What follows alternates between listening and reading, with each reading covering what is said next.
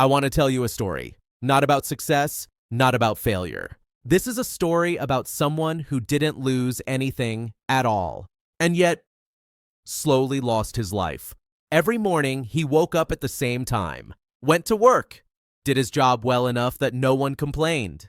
Bills were paid on time, messages were answered, responsibilities were handled.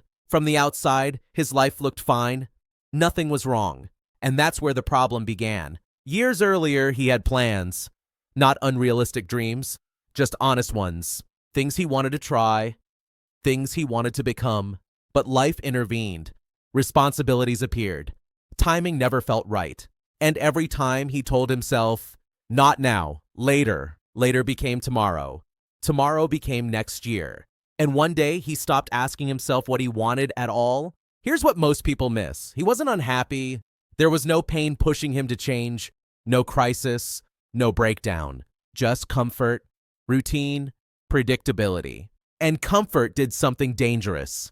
It convinced him that this was enough. One evening after work, he sat alone. Nothing bad had happened that day. No argument, no loss. Just another normal day, and a quiet thought appeared. Not dramatic, not loud, just this. If my life stays exactly like this, will I be okay with that? At first he said yes, but the question stayed. And when a question stays, it changes how you see everything.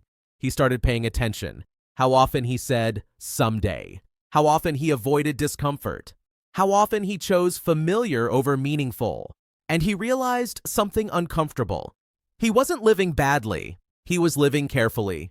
Too carefully. Here's the truth most people avoid. You don't need to fail to lose your life. Sometimes you lose it by playing it safe for too long. By waiting for clarity that never comes. By waiting for confidence that only action creates. By waiting for permission no one is going to give you. The next day, nothing changed. And that was the most frightening part. Because he realized something simple. If nothing changes on its own, then staying the same is a choice. A quiet one, but still a choice. He didn't quit his job, didn't make a dramatic move. He did one small, uncomfortable thing he had been avoiding. And something shifted. Not externally, internally. This story isn't about becoming extraordinary, it's about becoming awake. Because the real danger isn't failure. The real danger is living inside a stable life while asleep within it.